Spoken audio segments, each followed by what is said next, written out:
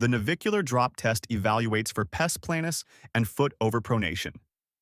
With the patient standing, the examiner marks the navicular tuberosity and measures its height from the floor with the subtalar joint held in neutral and most weight placed on the contralateral limb.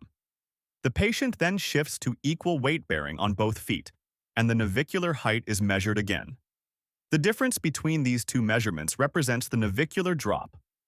A drop greater than 10 millimeters is considered a positive test and indicates excessive foot pronation. Diagnostic accuracy is unknown,